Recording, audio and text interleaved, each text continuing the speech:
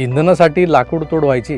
भारतीय जनता पक्षाच्या नजरेत हे दुष्टचक्र होतं. ते संपवायला मोदी सरकार सरसावलं. खेड्यापाड्यात गॅस पोचला, चुली आणि त्यांचा धूर बंद झाला. माय भगिनी खुश झाल्या. पण आज या सुविधाच लोकांसाठी मोठी अडचण झाली. लोकांना लाकडावर पेटणाऱ्या चुलींची सवय होती, ते चांगलंच होतं नाही का? त्यांची सवय मोडली मोदींनी. मोदी ज्याला विकास म्हणतात ती खरं तर भारतीय जनतेसाठी अडचण आहे. ह्याच काँग्रेसी लोक पटवून देत आहेत, कारण त्यांनी जाणीवपूर्वक भारताला या जगापासून 20-25 वर्ष मागे ठेवलं होतं.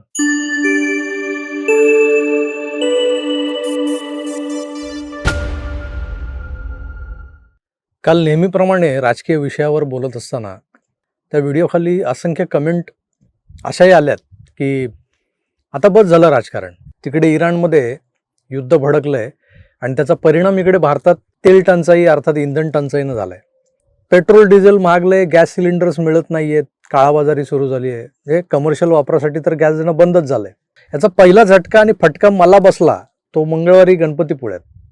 तिथल्या फन ब्ल्यू ओशियन नावाच्या हॉटेलमध्ये त्या हॉटेलनं गेस्ट बुकिंग घेणं बंद केलं होतं. मी दुपारी हॉटेलवर पोहोचलो तर मॅनेजमेंटने दारातूनच आमची बोलवण केली की हॉटेल रिकामं आहे पण आम्ही बुकिंग घेत नाही, कारण गॅस संपलाय, किचन बंद आहे. एका बाजूला होर्मुझच्या सामुद्रधुनीतून LPG गॅस भरलेली दोन जहाजं भारताकडे निघाल्याचा जो काही गाजावाजा होतोय आणि ते आपण ऐकतोय. सरकार समर्थक कंठशोष करतायत की कुठे गॅस टंचाई. म्हणजे विरोधक एका बाजूला या सगळ्या टंचाईचा फुगा जो आहे तो फुगवून बोंबाबोंब करताना दिसतात. त्यांना उत्तर द्यायला सरकारचे समर्थकही रस्त्यावर उतरलेले आहेत. झालंय काय तर 3 रुपयांची पण इन्व्हेस्टमेंट नसलेला एक कटिंग चहा जेव्हा 10 रुपयांना विकणारा जो चायवाला भट आहे ना, जो 7 रुपयांच्या प्रॉफिटमधून आपल्या राजस्थानमधल्या गावी बंगला बांधत होता, तेव्हा तो मारवाडी गाणी गुणगुणत चहाच्या पातेल्यात ती पळी तो डाव ढवळायचा. पण कालपासून जेव्हा त्याला निळा बाटला असणारा कमर्शियल गॅस मिळणं बंद झालं, तसा तो मोदी विरोधाचा राग आळवू लागलाय. ती मारवाडी गाणी सगळी संपली. या भाटाचा चहा 10 ऐवजी 12ला मिळाला तरी तो प्यायला हजर असतील असे त्या चहाचे शौकीन लोक आहेत या जगात. पण सध्या महागात किंवा ब्लॅकनं मिळणारा गॅस सिलेंडर विकत घेऊन आपला धंदा तसाच सुरू ठेवण्यात या लोकांना रस नाहीये, कारण यांची पोटं भरलेली आहेत. हा चायवाला भट तर एक नमुना आहे, एक उदाहरण आहे. पण मोठमोठाले हॉटेल्स असोत की रिसॉर्ट्स, यांनाही हा सक्तीचा ब्रेक हवासा वाटतोय. पण दुसरीकडे काय चाललंय तर वॉक इन, डाईन इन ज्याला म्हणतो अशी जी रेस्टॉरंट्स आहेत ती सोडा, स्विगी आणि झोमॅटो या ऑनलाईन फूड पोर्टलवरून जेवण मागवणंही आता दिवसेंदिवस कठीण होत चाललंय. कारण देशात निर्माण झालेल्या गॅस संकटाचा सर्वात पहिला आणि थेट परिणाम आपल्या ऑनलाईन फूड डिलिव्हरी सिस्टीमवर दिसू लागलाय. कमर्शियल गॅसची टंचाई आणि वाढलेल्या किमतींनी संपूर्ण रेस्टॉरंट आणि क्लाउड किचन इकोसिस्टीमच जी आहे ती कोलमडून गेली, त्यांची कंबरच मोडली. परिस्थिती इतकी गंभीर झाली आहे की ऑनलाईन ऑर्डर्समध्ये तब्बल 50 ते 60% घसरण झालेली आहे. आणि हे सत्य आहे बरं का. उपलब्ध आहे तोच गॅस वाचवण्यासाठी अनेक रेस्टॉरंट्सनी आपला मेन्यूज बदलायला सुरुवात केली आहे. आता तुम्हाला ॲपवर तंदुरी रोटी, नान, डीप फ्राय केलेले पदार्थ किंवा जास्त गॅस लागणाऱ्या भारी ज्या अशा घट्ट ग्रेव्ही वगैरे असतात, त्या ग्रेव्हीच्या डिशेस सहजासहजी मिळणार नाहीत. त्याऐवजी रेस्टॉरंट्स आता कमी गॅसमध्ये तयार होणाऱ्या पदार्थांवर लक्ष केंद्रित करताना दिसत आहेत. जसं की सॅलड्स, सँडविचेस किंवा फळांपासून बनवलेले पदार्थ, फ्रूट सॅलड वगैरे. जेवण बनवलं जाणार नाही तर त्याच्या ऑर्डर सप्लाय करणाऱ्यांची गरजच उरणार नाही ना. होय, या संपूर्ण साखळीत सर्वात मोठा फटका बसला आहे तो डिलिव्हरी रायडर्सना. कारण हे असे गिग वर्कर्स आहेत जे अक्षरशः रोज विहीर खणतायत आणि रोज खड्डा खणून पाणी पित आहेत. रोज मजुरी करूनच यांची रोजीरोटी चालते. पूर्वी एक डिलिव्हरी रायडर दिवसभरात जवळपास 30 ऑर्डर जर डिलिव्हरी करत होता, त्याला आता त्या सगळ्या डिलिव्हरीची संख्या त्याची जी आहे ती थेट 5 ते 10 ऑर्डर्सवर आलेली आहे. ऑर्डर्स कमी झाल्यामुळे त्यांची रोजची कमाई मोठ्या प्रमाणात घसरली. जी आधी सुमारे 1600 रुपये होती दिवसाला, ती आता 600 रुपयापर्यंत खाली आली. ही परिस्थिती त्यांच्यासाठी थेट त्यांच्या उपजीविकेचा प्रश्न बनलेली आहे. या गंभीर परिस्थितीची दखल घेत गिग वर्कर्स युनियननं केंद्रीय कामगार मंत्र्यांना पत्र लिहिलंय आणि तात्काळ हस्तक्षेप करण्याची मागणी केली आहे. युनियनची स्पष्ट मागणी आहे की स्विगी, झोमॅटो आणि इतर जे काही डिलिव्हरी प्लॅटफॉर्म्स आहेत त्यातल्या प्रत्येक प्रभावित वर्करला तात्काळ 10,000 रुपयांची मदत देण्यात यावी. तसंच पुढील 3 महिन्यांपर्यंत कोणत्याही वर्करची ID बंद करण्यावर पूर्णपणे बंदी घालावी. मात्र गॅस संकटाचा परिणाम फक्त ऑनलाईन फूड डिलिव्हरीपर्यंत मर्यादित नाही आहे. याचा फटका आता TV, वेबसिरीज आणि जे शूटिंग चालतात सिनेमाच्या त्या प्रोडक्शन हाऊसेसलाही बसू लागलाय. या गॅस संकटामुळे अनेक चित्रपट आणि वेब सिरीजच्या शूटिंगवरही मोठा परिणाम होतोय. कोणत्याही मोठ्या चित्रपटाच्या किंवा प्रोडक्शन हाऊसच्या ज्या काही शूटिंग सुरू असतात अशा सेटवर दररोज साधारणपणे 1000 ते 2000 लोकांसाठी जेवण बनवलं जातं. त्यामुळे तिथं कमर्शियल गॅस सिलेंडरची प्रचंड गरज असते. पण आता गॅसची उपलब्धता कमी झाल्यामुळं संपूर्ण फिल्म इंडस्ट्रीचं शूटिंगचं शेड्यूल विस्कळीत झालं. कमर्शियल गॅसची टंचाई आणि ब्लॅक मार्केटिंगमुळं आउटडोअर शूटिंग करणाऱ्या मोठ्या प्रोडक्शन हाऊसेसचं जे कॅटरिंगचं बजेट आहे ते जवळपास 30 ते 40% वाढले. याचा सर्वात मोठा फटका छोट्या आणि मध्यम बजेटच्या चित्रपटांना बसतोय. अनेक प्रोजेक्ट्सची शूटिंग जी आहे ती सध्या त्यांच्या प्रोडक्शन हाऊसने पुढे ढकललेली आहेत. कारण अचानक वाढलेला खर्च आणि जेवणाची अनिश्चितता याचा भार उचलणं आता त्या फिल्म मेकर्ससाठी सोपं राहिलेलं नाही आहे. म्हणूनच आता अनेक चित्रपटांच्या सेटवर जेवणामध्ये मोठी कपात करण्यात आलेली आहे. काही ठिकाणी दिवसभरात फक्त एकदाच भरपूर जेवण म्हणजे लंच दुपारच्या वेळेला वगैरे दिलं जातं. मग उरलेल्या वेळेसाठी टीमला जे पॅक फूड असतात किंवा साधा कोरडा नाश्ता वगैरे जो असतो तो देण्यात येतो. म्हणजे गॅस संकटाचं सावट आता स्वयंपाकघरातून थेट फिल्मच्या सेट्सपर्यंत पोहोचलेलं आपल्याला दिसतंय. पण ते काही निवडक लोकांकडून मात्र नाकारलं जातंय. तर काही लोक या गॅस टंचाईच्या साध्या राई एवढ्या असणाऱ्या या संकटाला पर्वत करून दाखवण्यात गुंतलेले आहेत. अद्याप घरगुती वापराच्या गॅसवर कुठलंही रेशनिंग लावलेलं नाही आहे सरकारने. आणि इराणच्या होर्मुझमधून एक मोठा साठा भारताकडे निघालेला आहे. तो कदाचित पोहोचलाही असेल आतापर्यंत. त्यामुळे युद्ध सुरू झाल्याच जे बोंबलत होते की आता आखातात युद्ध झालं, गॅस संपला, फक्त 7 दिवस पुरेल इतकाच साठा शिल्लक आहे वगैरे वगैरे.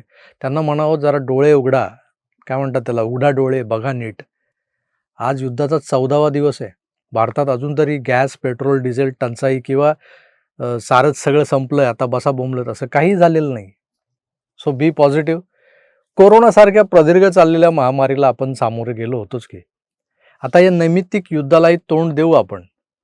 अस्वस्थ होणं, पॅनिक होणं आणि सरकारला शिव्या देणं या पलीकडे एक नागरिक म्हणून आपली काही कर्तव्य असतात, तीही पाळायची असतात, हे लक्षात असू द्या.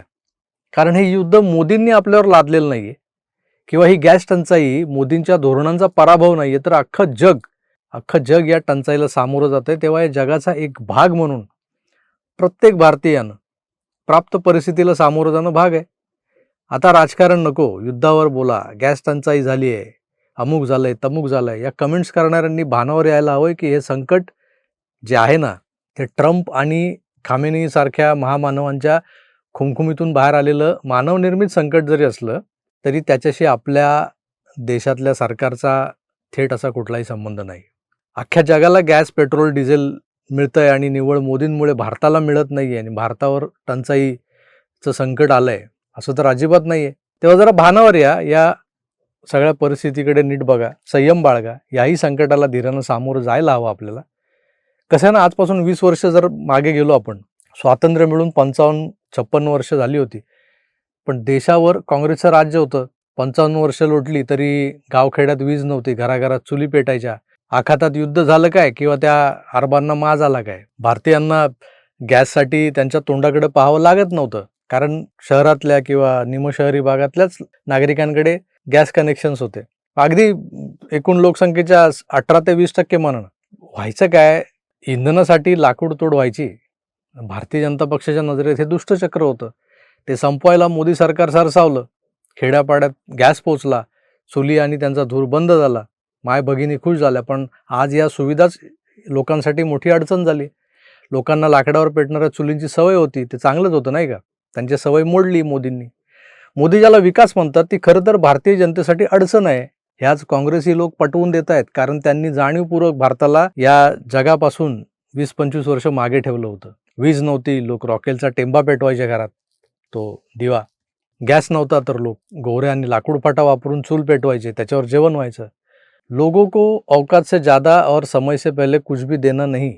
विकासाची स्वप्न दाखवत ठेवायची, मतं मिळवायची, पण विकास नावाचा जो कोणी महापुरुष होता ना त्याला मात्र पोतडीतून बाहेर काढायचंच नाही, ही काँग्रेसची नीती होती. आणि तीच नीती, तोच व्यवहार हा भारतीय मानसिकतेला रुचणारा होता. यांना औकात से ज़्यादा, समय से पहिले काहीही दिलं तर ते असे उलटतात. आज गावखेड्यातल्या चुली बंद आहेत कारण तिथं प्रधानमंत्री उज्ज्वला गॅस योजना पोहोचली आहे. बरं, हे सिलेंडर्स काही फुकट देत नाही सरकार. योजनेतले 2 की 3 मोफत असतात फक्त, नंतर त्याचे पैसे द्यावे लागतात. आता या घरगुती वापराच्या गॅसचे दर मागच्या 3 वर्षात कसे कमी जास्त झालेत ते कुणी अभ्यासलेत का? 30 ऑगस्ट 2023ला घरगुती सिलेंडरच्या किमतीत मोदी सरकारनं 200 रुपयांनी कपात केली होती. त्यानंतर 8 मार्च 2024ला महिला दिन होता म्हणून त्या निमित्तानं घरगुती सिलेंडरच्या किमतीत मोदी सरकारनं 100 रुपयांची कपात केली. महिलांना भेट. 2023 आणि 24मध्ये एकूण 300 रुपयांची कपात केल्यानंतर आता 7 मार्च 2026 रोजी घरगुती सिलेंडरच्या किमतीत 60 रुपयांची दरवाढ करावी लागली. कारण भारताचा संबंध असो किंवा नसो, तिकडे आखातात 14-15 मुस्लिम जे राष्ट्र आहेत ते एकमेकांशी लढत आहेत. त्यामुळे आयात होणाऱ्या LPGचा रेट पण वाढला आहे आणि सप्लायमध्ये अडथळा येतोय हे दिसतंय आपल्याला. जगभरात युद्धजन्य परिस्थिती आहे, त्यामुळे भारताला त्याची झळ लागली आहे, धग नाही. पण आज काँग्रेसने चेपलेल्या भारतीयांच्या मानसिकतेनं पुन्हा कशी उचल खाल्ली आहे ते बघा.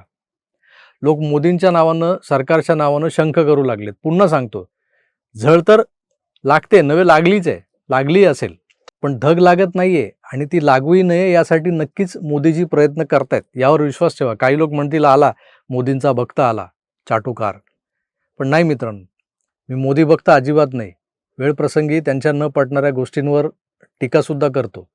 पण आता भारतीयांना मोदी आणि काँग्रेसी सरकार यांच्यातला फरक समजून घेण्याची आयती संधी प्राप्त झाली आहे. तेवढा फरक समजून घ्या एवढीच विनंती करतो आणि तुर्तास थांबतो. पुन्हा भेटूच, तोवर आपली काळजी घ्या आणि पाहत राहा आपलं आवडतं यूट्यूब चॅनल आकार DG9. धन्यवाद. नमस्कार.